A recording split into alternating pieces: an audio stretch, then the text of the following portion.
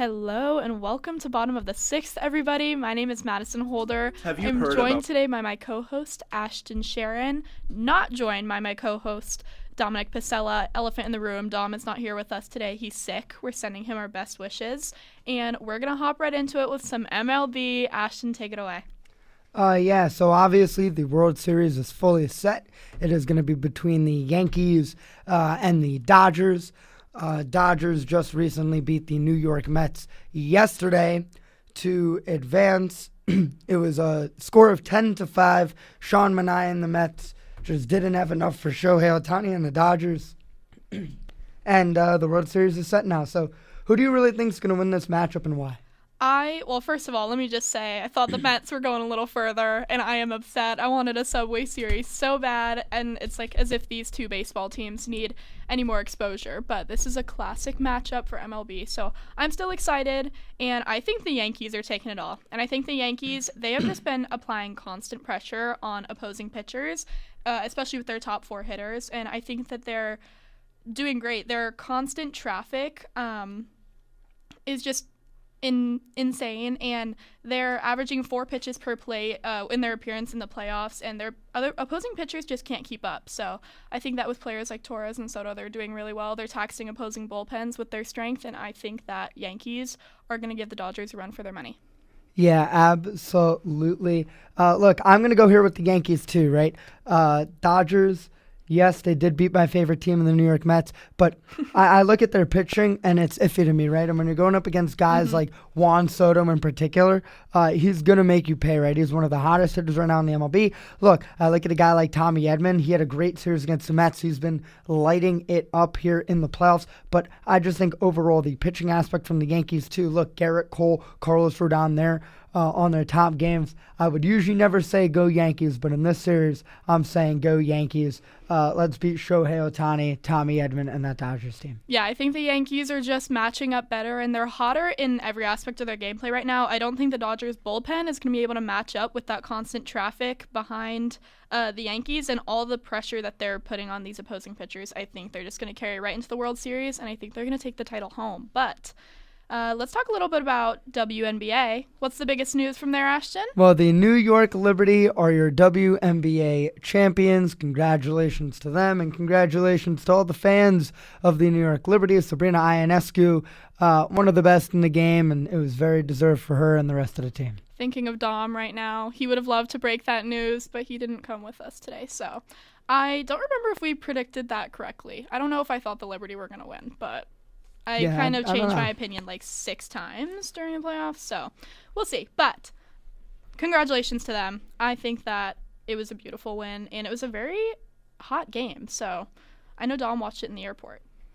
Okay, let's talk a little bit about, should we go into college football or should we do a little NFL? What are you thinking? Let's start right here with college football, right? I think you have one game in particular you really want to talk about. Let's talk about those Oregon Ducks. Okay, let's talk about that shutout against Purdue. It was Oregon's first road shutout in over 30 years, and it was against a Big Ten team. Was it the best Big Ten team? Absolutely not. But they just continue to make statements in the Big Ten, this team, so much so that they're number 1 in the conference, and they're number 1 in AP's top 25 ranking. They moved up to number 1 after their 35-0 shutout, and this is obviously a natty contending team. We can see that in Oregon in the way they play. But I saw some cracks in the glass yesterday. Do you agree, Ashton? Yeah, look, I think Oregon are going to need to shore up on that offensive line, right? That's it. They had a great offensive line shown against Ohio State, but this week did not look as great. And obviously, they got a dominant win. Dylan Gabriel is playing some of his best football. Evan Stewart as well. That defense has stepped up, but that offensive line is the most important part, I think, to any football team, right? If you have a good O-line, you're going to most likely have a lot of success.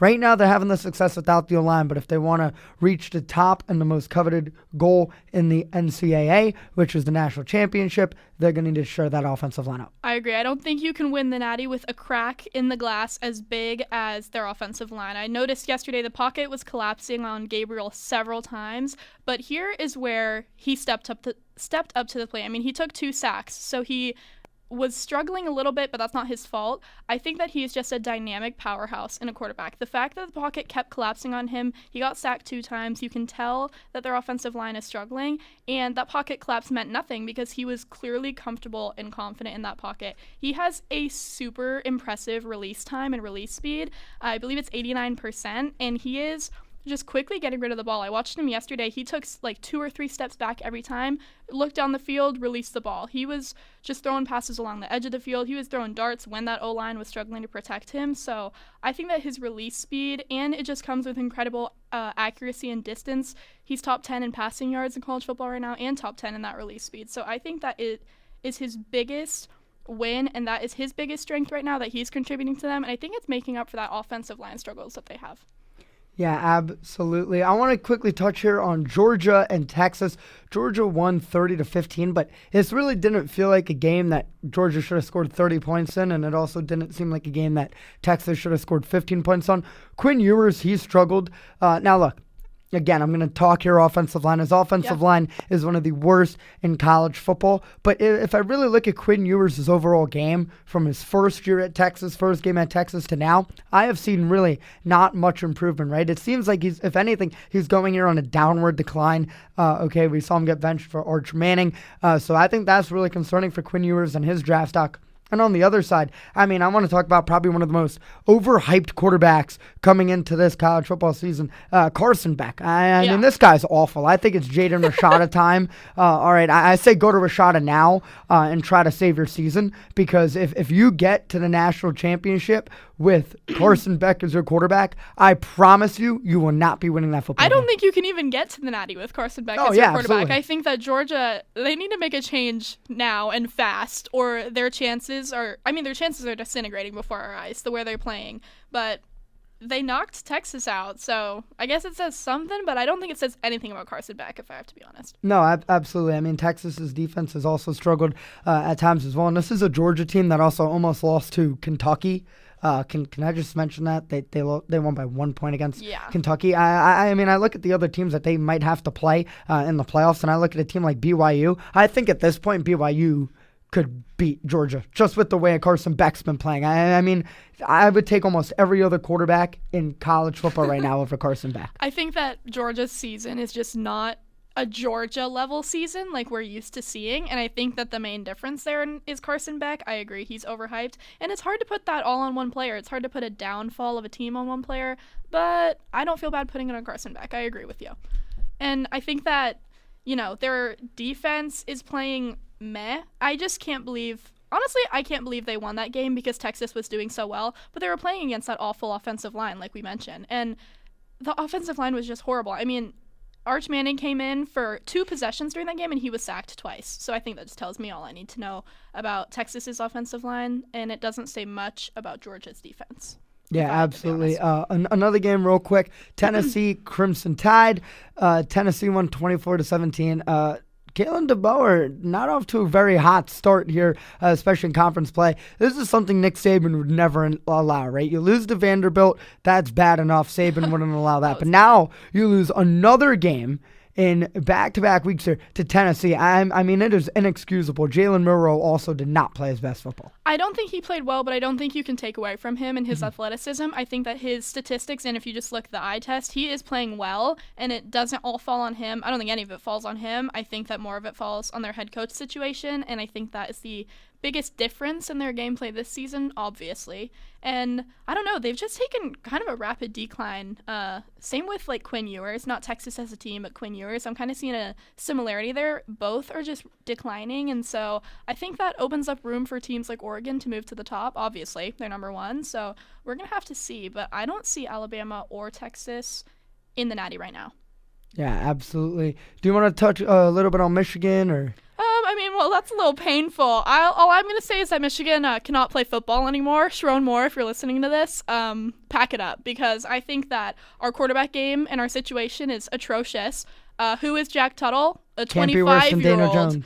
No, it can, because I'm watching it unfold right before my very eyes. It's awful. I think that Jack Tuttle, what kind of name is that? This 25-year-old man, he graduated same class as Chris Olave, who's in the NFL, third year of the NFL. That just tells me all I need to know.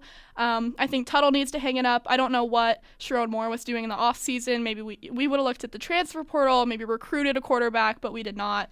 And, even though our quarterback game is awful, we have two powerhouse running backs, Donovan Edwards, Khalil Mullings, and we just don't run the ball. I am not head coach, but I have two eyeballs, and I say we need to just run the ball, and we don't. So I would not be shocked if either of those running backs transferred. I want the best for them, and Michigan's season is over, and I'm really scared to play Ohio State, and that's all I have to say. Well, don't worry. Will Howard will probably slide with 5 seconds to go. So if I'm lucky, he will. If I'm lucky... Oh my gosh, it's painful, but we won't spend too much time on that. Instead, let's talk about the Michigan team that is doing well. Let's talk about the Detroit Lions, who handed the Vikings their first loss this weekend, 31-29, as Bates stepped up for the field goal in the last 2 minutes, 30 seconds. And specifically within the Lions, let's talk about Jared Goff, because he is a veteran stud. We're going to be talking about some studs and duds in the NFL today. Jared Goff's the first one I have lined up for us. This season, Jared Goff has completed an NFL record of an 83.5 completion percentage in his last 4 games. That's the highest completion percentage over 4 games in the history of the league. So that is a very impressive stat from him. And he's the only quarterback this season with a perfect completion percentage in a half, because this weekend he went 12 for 12 in the first half for the 3rd time this season. Only quarterback to do that this season. He's done it 3 times. Tells me all I need to know. And obviously, Jared Goff is playing well, but he is the gun, and his receivers are the ammunition, because he threw to 7 different targets yesterday, and 5 of them had over 2 receptions. Ashton, don't tell me I'm crazy. You saw this. You saw him lighting it up too, didn't you? Yeah, absolutely. One guy I didn't really see light it up, though, for the Lions. First game without a touchdown for David Montgomery. Yes. But look, he's still a great running back. He's still a great weapon. But sadly, if you had David Montgomery on your fantasy team or as a parlay, you're not very happy right now. He was really the only one that I was kind of shocked on. Didn't get a lot more production. He still had his 9 carries.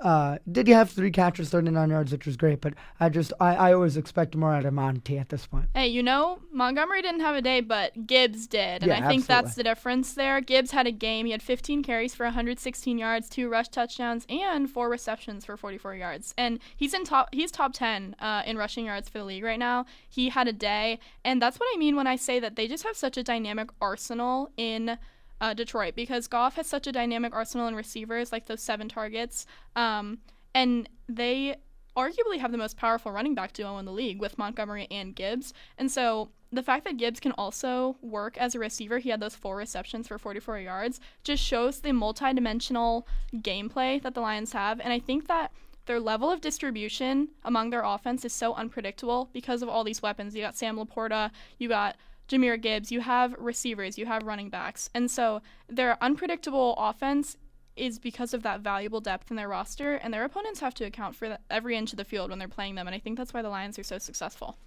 Yeah, absolutely. One team that didn't have as much success was the Giants at home against the Philadelphia Eagles. We had to talk about the Giants. They lost 28-3. Giants fall to 0-4 at home. Saquon Barkley, I'm sorry, bud. Please come back. I take back everything I've said. I really want you back. Ashton's actually on his hands and knees right now. Daniel Jones, just please never play football again. Okay. Just end it, please. Drew Lock. I'm ready for Drew Lock season. We got the Drew Lock jersey ready to go. So Drew Lock season, please. He burned his Jones jersey. But please, Daniel Jones, I don't know what it is at home, but the guy just cannot throw a football to save his life when he's at home, right? Away, he can win apparently, but at home in front of the home fans, he can't. I wonder how much of it is really just the added pressure of the fans booing him. I don't know, but it just seems like at home, he just can't do anything. It's time to move on. I mean, this guy's horrible. It's so funny because we change our opinions on Daniel Jones every other week. I remember 2 weeks ago, Ashton was sitting in here praising him, saying he is the best thing since sliced bread. You were claiming he was better than Jared Goff. And I remember we were talking about, like, he has this O-line now. This is why he's so successful, because the Giants went on a little bit of a run. And you're right. It might be the fans. I think maybe he just needs to play in an empty stadium, and you just need to be there with the jersey on, cheering him on, and maybe he can have one reception. Maybe that's what that'll take. I don't know. I wouldn't cheer him on at this point. And another quarterback, though, who struggled as well is the quarterback they played in, Jalen Hurts, right? He went 10 for 14. I understand not throwing the ball a lot. Obviously, Saquon got his touches, Gainwell got his touches. Jalen Hurts really didn't have to throw the ball much in this game. It was a blowout from the start. But Hurts, from last year to this year, I don't know what's gone on, but Hurts is just, he has fallen. Yeah, he's also taken a decline. He's throwing more interceptions. He's not being good at the football. He's not making good reads, right? Like, he's having guys like Devonta Smith open and just throwing it to someone else, right? Or A.J. Brown's open and he's throwing it somewhere else. That's not really a smart throw. So Jalen Hurts needs to get back to that MVP caliber player that we saw last year, because Jalen Hurts, when he is on, is a top 5 quarterback in the NFL. No argument. But right now, this year, he is bottom half of the league. Yeah, it's bringing up the argument. I just don't know what happened, because he's not at that MVP level status or that status anymore, and his gameplay is confusing when he sees these receivers wide open and doesn't take the opportunity. Maybe Saquon has kind of thrown him off because he has such a beast in a running back now, but I don't know, because maybe he's off to a slow start. I feel like the Eagles, sometimes they have rocky starts, but I don't see them bouncing back to the level they were at last year. And also, I think you could maybe say the culture's changed there a little bit. Jason Kelsey's not there anymore, and he was a crucial component of their culture there, I believe. So maybe that's it, but I don't know. I wish Jalen Hurts was here to tell us. Yeah, absolutely. And now I think it might be time here for a new segment here. We were talking about it before the show. We're going to do like a stud or dud, right? Yes. Like a stud or dud. So we're each going to pick one veteran and one rookie that are studs, right? They've been having breakout weeks. They've been doing good throughout the NFL season. And then the duds are going to be guys that have either not lived up to the potential so far as a rookie or as a veteran. We thought we're going to take that next step, and they've just not done it. All right, so I'm going to let you go first. All right, I've got one stud rookie for us here, followed by one stud veteran, because the rookie got hurt this week and sent Washington fans into a frenzy. Jaden Daniels is my stud rookie this week. He is just amazing. I've talked about him before. Jaden Daniels has such impressive gameplay. He is top 10 in almost every aspect of his game right now in the league. He's my offensive rookie of the year, and he did leave the game in the first quarter this weekend with a rib injury, which it was released today. That's being week-to-week status, so he probably won't miss any time or much time. But he was playing great up until that point. And then here's where my rookie vet comes in. Marcus Mariota stepped up to the plate this weekend. Let's put some respect on my man's name, because I think Washington fans probably a little nervous after the success that Jaden Daniels has brought them. And then Mariota walked onto that field and he was like, watch this. He had 205 yards. He had a completion percentage of 78.3. He threw 0 interceptions, and he had an overall passer rating of 64.7, which I think is solid for him. You know, he is a veteran for sure, like true and true. He was drafted in 2015. This is the 5th team that he's played for. He's kind of entered backup status. He is older, but he just proved everybody wrong and proved that he's still relevant. Will he get another opportunity to prove that? I don't know, because I think Jaden Daniels is coming right back out there. But I was so impressed with him, and I was really excited to see him step up to the plate, because he's kind of faded from the spotlight a little bit. I mean, he is my vet stud of the week. Yeah, I'm going to say my studs. My one veteran stud here, I think it's going to fall on one man, one myth. He had a great week this week. As much as I hate to say it, Saquon Barkley. Saquon Barkley, he's at a resurgence in Philadelphia. He's finally, back to that probably top running back tier. He's 3rd in yards. He's tied for 7th in touchdowns, tied for 7th overall in carries. He is such a good running back, and his break tackle rate is up there with some of the best. Look, I've always have a little place in my heart for Barkley, even though he's an Eagle.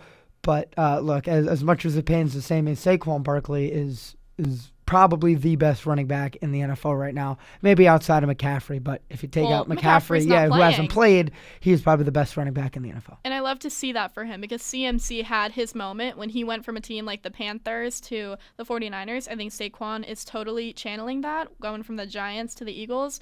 And, maybe making him your vet of the week will bring him back. Like, maybe he'll come back to you, Ashton. I don't know. Maybe, hopefully. Is this a cry for help, Saquon? Yes, if you're listening? Yes. My stud of the week for rookies, it's got to be Brian Thomas Jr., right?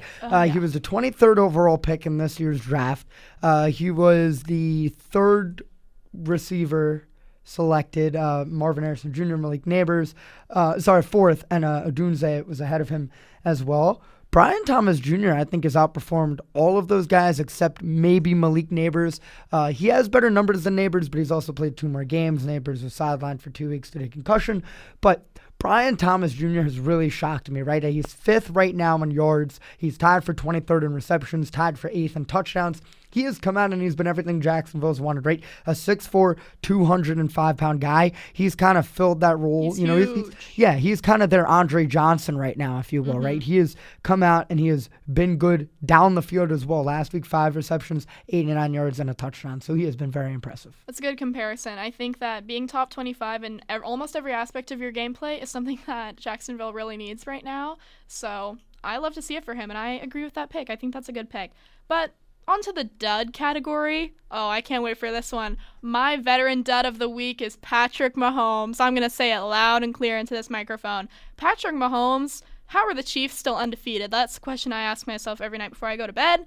He is just not a top 10 quarterback right now in any aspects. Literally, he's not top 10 in yards, touchdowns, his QBR. He is awful. He's thrown more interceptions than touchdowns, and I don't know how the Chiefs are still undefeated. It's not even their strength of schedule. They've played kind of a wide array of teams, a little varying, so I don't know. He rushed for 1 touchdown yesterday. He threw for 0. He had a completion percentage of 59.3, which is not, it's substantial, but in my opinion, that's not good football. And he's averaging a QBR of 61. And Trevor Lawrence has a better passer rating than Patrick Mahomes. And we know how Trevor Lawrence's season is going, so that's all I have to say about Patrick Mahomes. What do you think? Look, Patrick Mahomes has not done that great.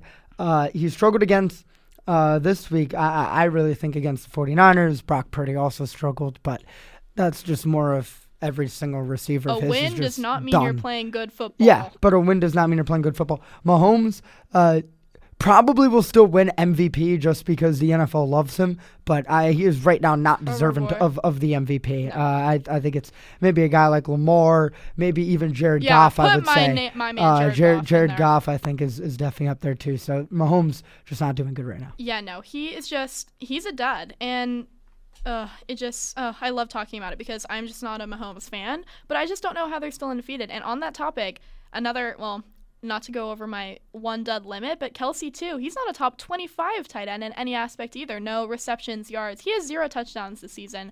I don't know what's going on in Kansas City, but take it away before I get too heated. You talk about your duds for a second. So my veteran duds here, it's going to be a kind of combination between 2. It's going to be Will Levis and Aaron Rodgers, right? Will Levis Aaron Rodgers is a good one. He's 31st in yards. He's tied for 25th in touchdowns and tied for 65th in interceptions with 7. Right. This is a guy who got benched for, let me say the name, Mason Rudolph. Okay. This guy has the last name of Rudolph the Red-Nosed Reindeer. Okay. Let me just tell you right now. Rudolph was a special little reindeer. Okay? Yeah. Okay. He was. But let me tell you, that's embarrassing for Will Levis. Okay. This is a second-round pick who was the first pick in the second round. And this is how you perform. He is not their franchise. He has played awful. And Aaron Rodgers, I mean, really? This is what you're going to give to the Jets. You're the reason they fire Robert Saleh. You come out, you do all this. You get Davante Adams. Everyone's excited. And then you score 15 points. 15, and you guys lose 37-15 because you refuse to throw to anyone else except for Davante Adams. Aaron Rodgers, let me tell you, you have Garrett Wilson in your locker room. Use him because he is a good receiver. You got Garrett Wilson, and then you got Davante Adams. Literally yesterday, I was thinking, okay, this is going to be a pretty close game. I was like, Davante's making his debut tonight. He wanted out of Vegas. I was like, if this is his moment, no. And I don't know if I think it's Aaron Rodgers' fault. I don't understand, and I think that at the end of this year, when his contract is up, he will not be re-signed for good reason, and I completely agree with you in every aspect. I think that he's not stepping up to the plate.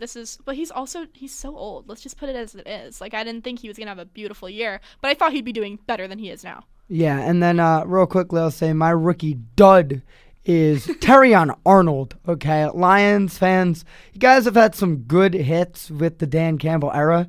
This was not one of them, all right? If you really wanted a corner, you could have gone Cooper DeJean.